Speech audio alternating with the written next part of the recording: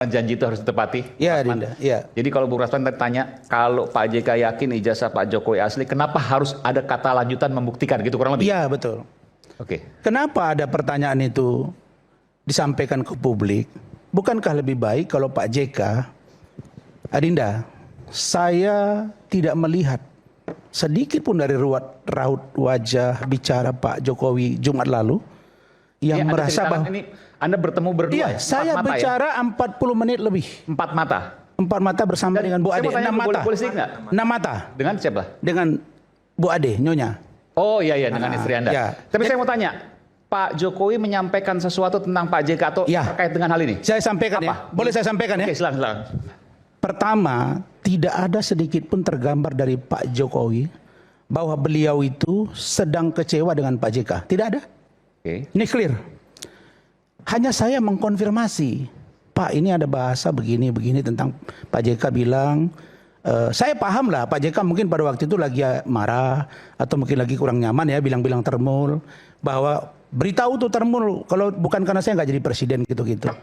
Jadi Pak Jokowi itu hanya begini, dia hanya mengklarifikasi dan saya tanya setelah saya bertemu dengan beliau lebih dari 30 menit itu, saya tanya, izin Bapak di depan tuh banyak wartawan, apakah saya menyampaikan sesuatu atau apa? Terus sudah Pak Rasman saja. Sampaikan saja. Ya makanya saya sampaikan. Apa pertama? Beliau bilang, Pak Rasman, saya dengan Pak JK itu pernah berpasangan. Oke. Ini eksklusif nih. Pak Jokowi mengatakan Pak JK langsung sampaikan. Makanya memang sengaja saya keluarkan di sini. Oke, silakan. Nah, namanya rakyat bersuara kan. Oke. Jadi ini Bang Ferdinand masih bertanggung jawab nih. Kemarin dia marah-marah lalu dia tarik lagi. Kenapa berubah hati abang gitu? Oke. Begini, Pak JK begini, Pak Jokowi bilang begini, saya pernah berpasangan dengan Pak JK. Jadi kalau Pak JK bilang saya calon gubernur, oleh Pak JK presiden terpilih, beliau cuma jawab begini, saya hanya sekali dihubungi Pak JK, bertelepon. Bahasa Pak JK begini, Pak Wali minat nggak calon gubernur di DKI? Terus Pak Jokowi bilang, Pak saya tidak punya partai, silakan komunikasikan ke partai. Setelah itu Pak Rasman, saya tidak pernah lagi berurusan yang namanya pencalonan gubernur ya, gubernur dulu ini. Iya Jakarta. Untuk maju jadi gubernur DKI. Ini Pak Jokowi ngomong. Dan pernyataan ini saya sampaikan ada sepotong-sepotong malam ini lebih dalam. Kemudian yang benar adalah, beliau ngomong, yang benar adalah saya dihubungi oleh Pak Hasim Joyo Hadikusumo.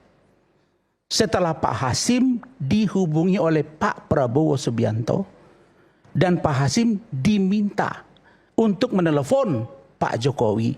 Apakah Pak Jokowi berminat menjadi calon gubernur DKI? Sehingga Pak Hasim menelepon. Dan jawaban Pak Jokowi sama. Pak saya tidak punya partai. Dan ada PDI Perjuangan. Kita tahu beliau kader PDI Perjuangan pada waktu itu. Lalu Pak Jokowi bilang setelah bicara dengan Pak Hasim adalah follow up. Nah, beda ya. Kalau dengan Pak JK tidak ada follow up. Dengan Pak Hasim ada follow up. Maka di follow up lah lebih kurang 3 kali pertemuan di salah satu tempat di Jakarta. Dan pada saat itulah maka berkoordinasilah bagaimana Pak Prabowo, Pak Hasim dengan Ibu Megawati sehingga maju. Dan disitulah muncul nama Ahok. Jadi Ahok pun datangnya bukan dari Pak Jokowi. Beliau ini paham betul fatsun politik. Saya ini dibawa, didorong maju, saya sadar. Jadi siapapun yang dipasangkan saya terima. Dan setelah maju menjadi calon presiden Pak Rasman, saya pun tidak ngotot untuk pasangan saya siapa. Nah ini eksklusif nih malam ini, poin ini. Silakan. Sebenarnya Pak Rasman 2014 nih ya? Iya. Oke. Saya mengajukan satu nama calon wakil presiden pendamping saya. Oke, siapa itu? Saya sebut nggak ya? Inisial AS. Saya nggak tahu, kalian tafsir sendiri. Abraham Samad itu. Bisa saja Anggito Samudra. Nggak ada Anggito Samudra. AS. Ya, Abraham Samad. Maka kalau AS marah-marah sekarang kepada Pak Jokowi kok rasanya nggak pas. Karena last minute kata Pak Jokowi, masuklah nama Pak JK. Oke. Dan saya Jadi awal sadar. sebelum Pak JK itu Pak Jokowi mengusulkan nama AS. Yes. Yang kata Bung Boni tadi Abraham Ya, Samad. kata abang saya kan, Ya, beliau, ya, Bang, Anda beliau ngomong. kan lebih Bang, dekat. Ada ngomong. Kalau beliau punya pengetahuan Mungkin tentang nanti itu, saya harus boleh abang cerita ngomong. lebih lengkap. Tapi Anda sebut Abraham Samad tadi. Saya ada di konteks itu, nanti saya akan jelaskan. Ah. Ya, Kak, saya cuma. Anda sebut Abraham Samad tadi ya. Iya. Saya sebut. Oke. Nanti saya akan ulang lagi. Pokoknya Oke, di baik. rakyat bersuara ini yang jitu-jitu kita keluarin gitu. Oke. Akhirnya Jadi- kemudian batal. Jadi Kemudian dengan Pak JK. Pak Jokowi masih berharap Pak AS ini yang dampingi. Oke. Tapi apa mau dikata, beliau tidak ketua partai. Tidak juga punya finansial atau apapun untuk kepentingan pemilu dan lain sebagainya. Maka akhirnya last minute muncullah nama Pak JK. Dan saya nerima Pak Rasman. 5 tahun kami bersama tidak pernah ada masalah. Saya orang kampung, saya orang desa. 2 poin.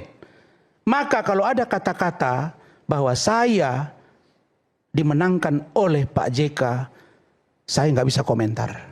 Biar rakyat yang menilai. Saya klarifikasi dulu nih yang bahasa dimenangkan supaya ini kan Nah, ini bahasa setiap Pak, pernyataan ini bahasa itu- Pak Jokowi bukan bahasa saya. Bukan. Bagaimana Adinda menafsirkan bahasa Pak Jokowi? Begini. Yang ngomong Pak Jokowi ke saya. Ya. Adinda nggak ada di situ. Tapi enggak gini. Tapi saya mau Kenapa tanya. Dinda Artinya tafsir- gini. Bukan bahasa bukan bahasa dimenangkan oleh Pak JK. Loh, Bahwa Pak JK bukan bahasa Pak Jokowi ke saya. Ya, ya, Kalau oke. bahasa Pak JK, beritahu termul-termul itu kalau bukan karena saya dia nggak jadi presiden. Tapi bahasa Pak Jokowi nggak begitu. Saya tidak dimenangkan oleh Pak JK. Walaupun kami, kira-kira gini Adinda maksudnya. Walaupun kita kawin paksa Pak JK, aku terima kau sebagai pendampingku. Karena aku sebetulnya ingin meminang si AS. Tapi nasibku malang, AS marah-marah sama aku sekarang. Kira-kira gitu Adindaku. Jadi mereka kawin paksa, cintanya manis. Buktinya mereka berakhir dengan legowo. Itu maksud saya. Gini. Biar mereka bersatu kita buat. Jangan lagi Adinda kita terpengaruh gini, dengan iya, situasi begini Bang gitu loh. Rasman. Perlu saya luruskan pernyataan dari Bung Rasman bahwa Pak JK itu kan kalau kita ikuti tadi kronologis yang disampaikan, Pak JK lah orang pertama menghubungi Pak Jokowi gitu menelpon. Dan tadi Bukan disebutkan tidak menghubungi, ada follow-up. memenangkan. Ya, bukan Yang di menelpon, awal, iya, yang nelpon, iya. Iya kan, form kan bahwa Bukan tidak orang ada follow-up, pertama, tadi ada garis bukan bawah, orang tidak pertama ada ya, menelpon. Bukan orang pertama, menelpon sekali. Lalu setelah itu kan ada Pak Hasim benar, ada Pak Prabowo betul. Lalu kemudian Pak JK juga kan komunikasi dengan Ibu Megawati sebagai ketua umum partai. Nah, itu kan apa kepingan-kepingan peristiwa itu kan sudah Itu mulai kata kelihatan siapa tuh. Dinda? Kata siapa? Pak JK. Kepada Dinda. Ya, Kepada siapa? Bisa diperiksa Nah, tuh. saya nggak jejaknya. dengar kata Pak JK begitu. Bisa diperiksa Yang tuh. saya dengar kata Pak Jokowi ke saya yang saya sampaikan Adindaku. Ini lalu ini kita lihat Pak Ibu Mega waktu itu belum langsung menerima karena ini kan di Solo melawan Pak Foke di 2012. Ya, Dia betul. incumbent loh, Pak Foke incumbent. Ya. Apa yang dilakukan Ibu Mega sebagai ketua umum dan partai besar ya secara pengalaman memenangkan pemilu ya dia melakukan survei dulu. Betul, disurvei dulu akhirnya naik gitu kan. Pak JK juga terlibat dalam memenangkan Pak Jokowi berpasangan dengan Ahok akhirnya terpilih, menang. Itu begitu. Itu kata Pak JK. faktanya. Ya bisa di searching lah itu di Saya Google nggak lihat. itu. Saya nggak lihat itu. Nggak pernah saya lihat Artinya kalau circle kita itu. verifikasi cerita begini masing-masing akan berdiri dengan Enggak. sejarahnya masing-masing. Saya 2012 pendukung Jokowi Ahok. Saya datang ke kediaman Pak Ibu Megawati dan Taufik Kemas. Saya ikut di situ menyaksikan pencoblosan. Jadi yang saya ceritakan ini Adinda gambaran pernyataan dari Pak Jokowi. Kalau Pak JK punya anggapan bahwa beliau berperan, ya nggak ada masalah. Alhamdulillah. Tapi yang dia bilang kan, saya tahu dia baru sekali dihubungi. Lalu bagaimana dengan yang datang ke rumah salaman? Pakai baju kotak-kotak. Ya apa salahnya kalau beliau datang? Kan bukan berarti kalau datang, Pak, terima kasih ya Pak, berkat Bapak saya jadi gubernur kan Kak. Nah saya lanjutkan kata-kata kedua Adinda. Adinda bisa konfirmasi ke Pak JK, itu maksud saya. Biar mereka ini bergabung gitu. Jangan lagi ada perbenturan oleh orang di kelompok. Walaupun saya tahu Pak JK sayang dengan Pak Jokowi sangat cinta kepada Pak JK. Iya benar. Ah. Kalau Pak JK dengan Pak Kenapa Jokowi kita harus berantem kalau kita saling merangkul? Mari kita saling Pak JK mencintai. dan Pak Jokowi tidak ada konflik di antara mereka. Lebaran kemarin Pak JK dan Pak Jokowi teleponan, saling menanyakan kabar kondisi kebangsaan bagaimana. Tidak ada. Baik. Makanya salah kalau ada yang ingin membenturkan mereka berdua. Iya kan? Ya. Lalu saya masuk di kenapa Pak JK. Ini yang ngomong dulu atau saya, Dinda? Ini belum habis waktu saya. Ya udah lanjut. Tunggulah dulu. Oke, lanjut. Nah, saya teruskan. Saya Dinda bisa juga saya melawak Dinda. Saya senang. Apa kata Bang Ade? Malam ini Pak Said Didu kita beradu argumen dengan orang intelek. Saya kalau kayak kemarin tuh ngeri-ngeri sedap saya. Ada main pelintir lah segala macam. Tapi untung jagoan di Aiman kan. Saya teruskan. Kenapa perlu disampaikan ini? Saya menangkap dari apa yang disampaikan Pak Jokowi. Beliau ingin tahu publik bahwa begini loh posisi yang sebenarnya. Bukan saya tidak tahu diri, saya tahu diri. Tapi ini posisi yang sebenarnya. Biarkanlah rakyat yang menilai. Termasuklah tadi AS. Benar Pak Jokowi mengatakan dia mengajukan. Tapi last minute yang keluar nama Pak JK. Lalu sekarang AS itu marah-marah sama dia. Sehingga Pak Jokowi pun heran. Salah saya apa? Hah? Terkait ijazah. Ya, kenapa saya Langsung nantang? aja Bang Rasman, gas aja nggak apa-apa. Kenapa? Oke. Yang kedua, ada sekarang yang udah dua ya. Udah keempat, Yang ketiga, ini isinya lagi nih. Yang keempat. Isinya lagi nih. Isinya lagi nih. Udah keempat, jangan Ya, yang kedua. keempat Bang. Isinya lagi. Ini isinya terus nih Bang. Biar nanti diulas sama Bang Ferdinand. Oke, silakan. Berikutnya, Pak JK ini kan dibilang di luaran sana, oh Pak JK marah ini karena ada sesuatu di keluarganya tersangka. Nanti aku kasih Pak. Ini harus saya jelasin. Nah, ini Pak Jokowi ngomong seperti ini. Ya Dindaku, makanya saya Pak Jokowi saya sampaikan apa yang Bapak sampaikan, mohon maaf jika kurang saya dimaafkan, kalau salah tegur saya. Tapi saya cinta untuk Indonesia. Oke. Biar lurus semua ini. Oke, silakan. Nah, karena saya kan wartawan 12 tahun, saya gali dong. Kan ilmu Aiman yang saya pakai. Oke. Begini. Kalau sekarang orang beranggapan misalnya, Pak Rasman kata beliau, ada keluarga Pak JK yang tersangka, lalu dianggap saya ikut-ikutan. Beliau bilang, satu kali pun saya tidak pernah menghubungi Pak Prabowo urusan pemerintahan hari ini. Saya hanya ada di Solo ini. Ini framing. Ini alasannya di mana nih? Apa namanya Pak JK marah karena ada keluarganya tersangka di Ini maksudnya, mana? Pak, supaya jelas, Nggak, kita buka. Nggak boleh seperti itu. Ini kalau saya nggak potong, ini kan nanti di luar orang menganggap seperti itu. Kasihlah saya ngomong dulu. Nggak bisa. Dinda. Tadi sudah panjang. Ini Dikasih kesempatan. pernyataan dari Pak Jokowi, nggak apa-apa. Ini dia beliau sampaikan nanti. Saya gini, Adinda boleh Karena ini jelaskan. penting yang Gini, disampaikan oleh Pak Jokowi. saya mau katakan begitulah Pak Jokowi itu sayang kepada Pak JK, nggak mau ikut-ikutan. Memang faktanya kan ada keluarga Pak JK sekarang tersangka kan? Kita jujur-jujur aja. Adiknya. Ada. Oke. Kita jujur-jujur aja. Nah, Pak Jokowi tidak mau disebut ikut-ikutan. Saya ngomong dong. Bahkan apa kata Pak Jokowi? Kasus itu masa Pak SBY sudah mulai mencuat. Di masa saya juga mencuat. Tapi saya tidak tahu ini fakta atau tidak. Yang pasti saya tidak ikut mendorong masalah ini. Tersangkanya pada saat tahun berapa itu? Saat sekarang. Oke. Jadi jangan tanya saya. Tanya pemerintahan yang sekarang. Apakah saya terlibat atau tidak? Ada berurusan tersangkanya keluarga Pak JK. Pak Jokowi ngomong seperti itu. Ya. Yang terakhir. Oke. Pak Rasman, saya selalu dibilang banyak uang, korupsi sana sini. Tom Lembong menjadi terdakwa, dibilang perintah saya. Syakut Khalil Qomas tersangka, dibilang perintah saya. Beliau bilang, saya memang perintahkan laksanakan sidang kabinet. Tapi saya tidak laksanakan perintah hasil sidang kabinet. Tapi saya tidak perintahkan mereka korupsi.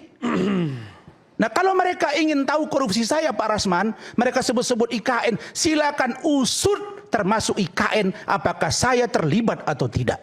Kan clear. Maka sebagai ketua umum kami Jokowi Gibran, semakin sayang saya kepada Pak Jokowi, semakin cinta saya kepada Pak JK, makin rindu saya kepada Bang Said Didu dan teman-teman semua. Terima kasih. Oke, baik. Ada yang mau klarifikasi? Silakan sebelum ke Bung Ferdinand. Ya, masih ada? Ya, baik, terima kasih luar biasa Bung Rasman. Mudah-mudahan nanti Bang Rasman jadi menteri lah kalau Mana bisa? jadi bisa lah kalau Gibran Jokowi maju. Siapa tahu menang. Gibran presidennya, Jokowi wakilnya kan bisa aja. Abang Menko-nya ya? Ya, saya enggak. Saya biarkan jadi temannya Bang Aiman aja. Baik Bang Aiman, terima kasih, kita kembali ke topik ini. Saya mau menyampaikan fakta dan juga dari perspektif hukum terkait dengan pernyataan Pak JK. Ketika statement Pak JK yang terpotong, saya juga mendapat sebetulnya sudah rame. Anda nggak mau komentar dulu soal ini? Saya sudah komentar tadi, mudah-mudahan Pak Rasman jadi menteri nanti kalau Gibran Jokowi maju. Itu aja komentar saya, tidak banyak karena sudah itu cukup. Saya mau kembali kepada topik ini. Saya mau bercerita pada awalnya bahwa statement itu sampai ke saya dari seorang pastor. Saya ditelepon, "Bang, ini gimana? Ada begini." Sebetulnya sudah beberapa hari di media sosial, tapi saya tidak mau mencermatinya karena saya sedang fokus kepada urusan kebangsaan yang lain. Akhirnya saya mencermati, saya sampaikan, oh kalau ini pernyataan benar, ya memang Pak JK keliru. Statement saya begitu, maka banyak juga yang bertanya ke saya dari banyak daerah. Mereka menganggap saya masih orang yang layak diajak bicara soal itu. Saya sampaikan, oke. Saya menyimpulkan bahwa terjadi keresahan, kegelisahan dari kelompok Kristen kemarin itu.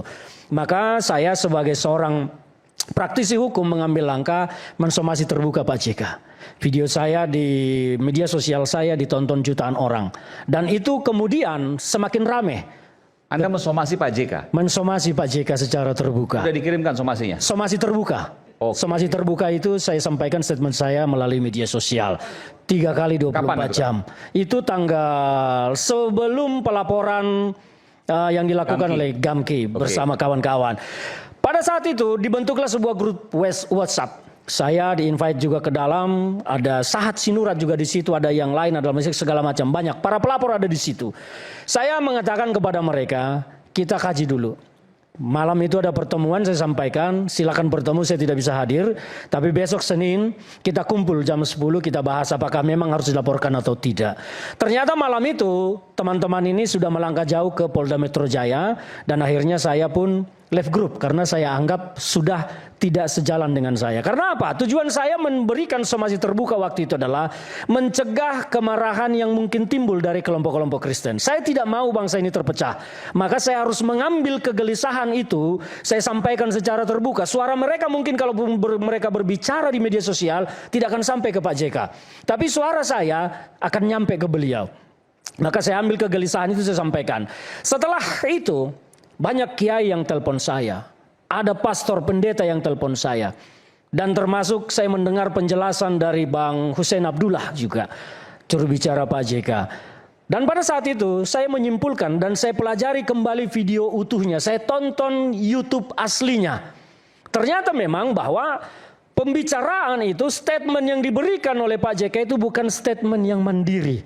Tetapi ada rangkaian statement yang memang kalau diputus maknanya esensinya jadi berbeda.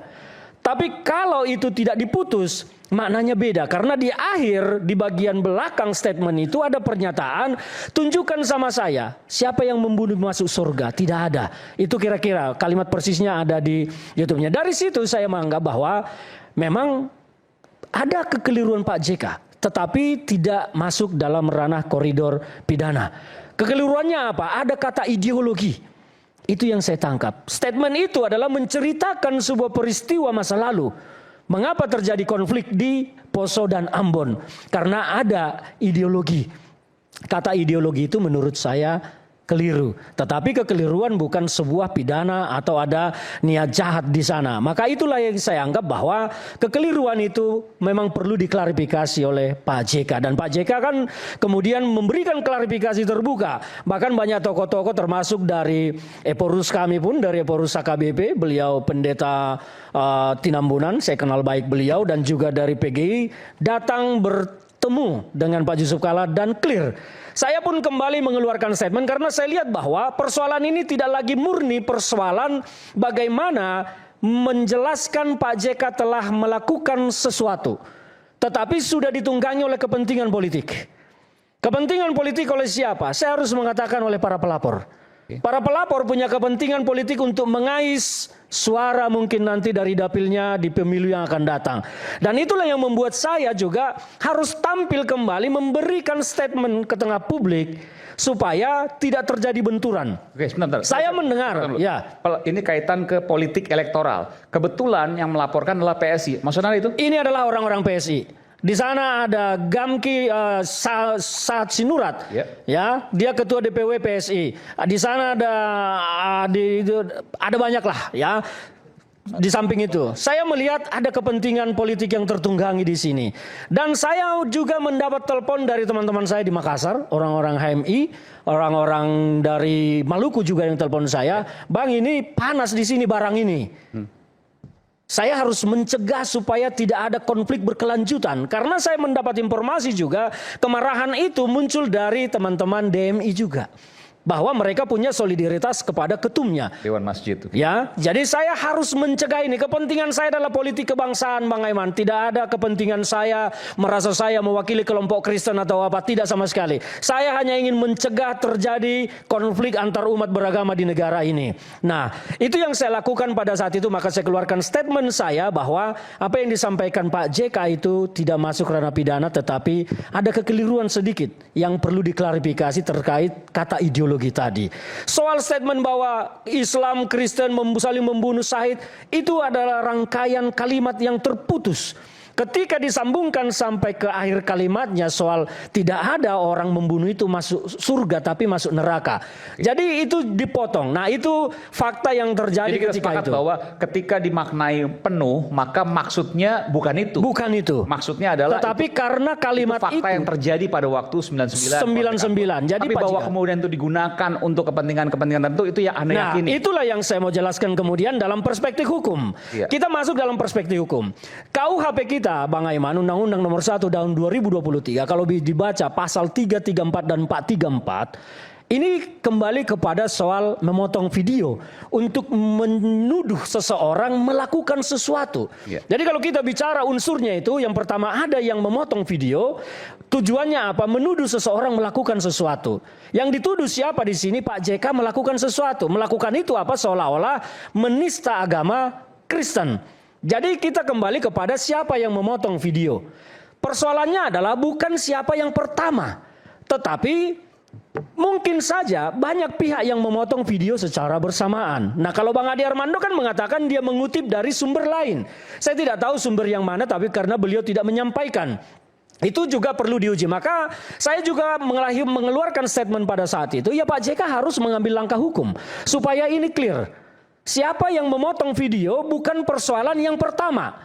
Kalau ada orang lain, contohnya si Ade ini memotong jam 10, kemudian Bang Ade Armando juga memotongnya jam 12, bukan dia yang bersalah. Bang Ade Armando juga bersalah karena memotong video dari sumber YouTube yang sah. Jadi jangan dilihat, oh bukan saya yang pertama, tidak begitu melihat hukum. Hukum itu adalah ketika dia mengambil dari sumber utama, memotongnya secara mandiri, maka dia juga melakukan editing. Tapi kan Bang Ade sudah menjelaskan dia mengutip dari yang lain. Nah, itu nanti yang harus diuji. Maka kenapa perkara ini menjadi perlu untuk diperiksa oleh penyidik. Polisi harus melakukan pemeriksaan. Kalau memang Bang Ade Armando tidak memotong secara mandiri video itu, ya Bang Ade Armando tidak salah. Tapi kalau ternyata Bang Ade Armando adalah juga salah satu dari mungkin banyak orang yang memotong dari sumber utama, maka Bang Ade Armando memenuhi unsur di pasal 263, 334 dan 434. Ancamannya 3 tahun kurungan. Nah, ini yang harus dikaji. Maka kenapa perlu polisi harus melakukan pemeriksaan supaya ini clear. Bang Ade Armando juga tidak boleh menjadi sosok yang terpojok tertuduh sebagai pemotong. Kalau ternyata benar pemotong, ya memang siap dengan kondisi satu hal hukum. itu, tapi saya tertarik tadi bahwa kemudian apa yang diorkestrasikan, boleh saya katakan seperti itu ya. Ini untuk kepentingan Bang Ade dan kawan-kawan. Saya tidak mengatakan kepentingan Bang Ade, tapi ada yang menunggangi kelompok menunggangi teman-teman Bang Ade ini untuk kepentingan politiknya. Ya, kita lihat serentaknya waktu itu orkestrasi ini dilakukan oleh teman-teman Bang Adi Armando, ada Grace Natali, ada Ron Sinaga ya, ada banyak lagi teman-teman dari Termasuk PSI yang serentak mengorkestrasi ini. Akhirnya muncullah stigma di publik bahwa ini diorkestrasi oleh Solo untuk menyerang Pak JK, yang kebetulan pada saat itu berbicara tunjukkan saja kalau asli. Oke, jadi Kira-kira ini seperti itu. pasukan dalam tanda kutip, pasukan Solo untuk nyerang Pak JK. Ya, yang disebut Pak JK itu termul. Ya, itu yang saya lihat. Maka kenapa persoalan ini harus kita clearkan supaya tidak menjadi konflik berkepanjangan, apalagi kalau sampai ada yang menunggangi politik, menunggangi isu agama untuk kepentingan politik, saya orang yang paling terdepan akan melawan mereka. Itu yang terakhir yang bisa mau sampaikan terhadap para pelapor. Saya mendengar statement saudara Sahat Sinurat, Gamki dari kelompok Protestan katanya. Terus sebelahnya dari kelompok Katolik. Saya mau mengatakan mereka tidak mewakili Kristen Protestan dan tidak mewakili Katolik. Mereka mewakili diri mereka sendiri yang kebetulan beragama Protestan dan beragama Katolik. Jadi jangan dianggap bahwa pelaporan terhadap Pak JK ini dilakukan oleh agama Kristen Protestan dan agama Kristen Katolik. Saya harus menolak mereka mengklaim diri mewakili kelompok Protestan dan kelompok Katolik. Tidak ada urusannya. Mereka mewakili dirinya sendiri. Ya silakan polisi kalau melanjutkan laporan itu diperiksa saja. Saya mendukung itu diperiksa supaya clear, termasuk laporan dari teman-teman Aliansi Advokat Maluku terhadap saudara Adi Armando dan Abu Janda kalau tidak salah ya. Saya mendukung itu diperiksa semua, diklirkan. Kalau memang semuanya tidak bersalah dan hanya menjadi korban, ya kita harus jernih bersihkan namanya. Tapi siapapun yang bersalah dalam hal ini, otaknya siapapun dia harus dicari karena dia sudah mencoba menciptakan konflik antar umat beragama di negara ini. Sementara negara kita saat ini sedang dalam kondisi butuh ketenangan, keteduhan menghadapi geopolitik internasional, geopolitik global yang tidak stabil. Kalau ada yang mau mengambil keuntungan dari upaya-upaya konflik beragama di sini, apalagi tujuannya berharap supaya rezim ini segera berakhir, jatuh, supaya ada yang berkuasa baru, saya akan berhadapan dengan mereka. Saya tidak akan menginginkan bangsa ini diacak-acak oleh siapapun. Demikian dari saya, Bang Eman. Oke, begitu.